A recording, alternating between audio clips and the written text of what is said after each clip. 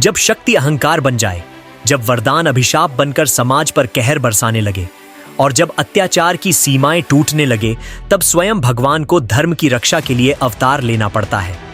नमस्कार दोस्तों, मैं नक्श तोमर। यह कथा केवल एक असुर के अंत की नहीं, बल्कि उस सच्चाई की गवाही है कि भगवान शक्ति या संबंध नहीं, बल्कि केवल सत्य और न्याय को प्राथमिकता देते हैं। जब नरकासुर के पापों ने स्वर्ग और पृथ्वी को हिला दिया, जब देवताओं का धैर्य टूट गया और जब 16,000 राजकुमारियों की चीखें आसमान तक गूंज उठीं, तब कृष्ण और सत्यभामा ने धर्म की मशाल उठाई और अधर्म के इस अंधकार को सदा के लिए समाप्त कर दिया। यह कथा है भगवान विष्णु के वराह नामक अवतार नरकासुर की, जो कि खुद भगवान विष्णु और देवी भूमि का पुत्र था। उसका जन्म एक पराक्रमी और अद्वितीय योद्धा के रूप में हुआ था। प्रारंभ में वह एक वीर और धर्मपरायण शासक था, लेकिन कालांतर में शक्ति का अहंकार उसके पतन का कारण बना। जब नरकासुर ने अपनी तपस्या और शक्ति से देवताओं को पराजित कर दिया, तब उसे वरदान प्राप्त हुआ कि उसे कोई भी सामान्य व्यक्ति या देवता नहीं मार सकता। उसकी मृत्यु केवल किसी स्त्री के हाथों ही संभव होगी। इस वरदान ने उसे अत्याचारी बना दिया और उसने अधर्म के मार्ग पर चलना प्रारंभ कर दिया। उसने विभिन्न राज्यों पर आक्रमण किए, ऋषियों और साधुओं को परेशान किया और निर्दोष लोगों पर अत्याचार किए। नरकासुर अपनी शक्ति के घमंड में इतना चूर हो गया कि उसने तीनों लोकों को आतंकित करना शुरू कर दिया। उसका सबसे बड़ा अपराध था 16,000 से अधिक राजकुमारियों का अपहरण, जिन्हें उसने अपने महल में बंदी बना रखा था। उसने देवलोक पर भी आक्रमण कर दिया और देवताओं की संपत्ति लूट ली, जिसमें देवी अदिति के कुंडल भी शामिल थे। उसने इंद्र के सिंहासन को भी अपमानित किया और देवताओं को अपना दास बनाने की कोशिश की।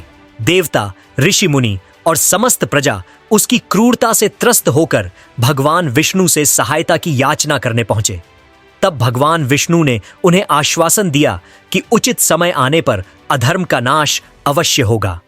जब नरकासुर के अत्याचार अपनी चरम सीमा पर पहुंच गए, तब भगवान श्री कृष्ण ने नरकासुर का संहार करने का निश्चय किया। परंतु नरकासुर को मिले वरदान के कारण यह कार्य श्री कृष्ण के लिए आसान नहीं था, क्योंकि केवल एक स्त्री ही उसका वध कर सकती थी।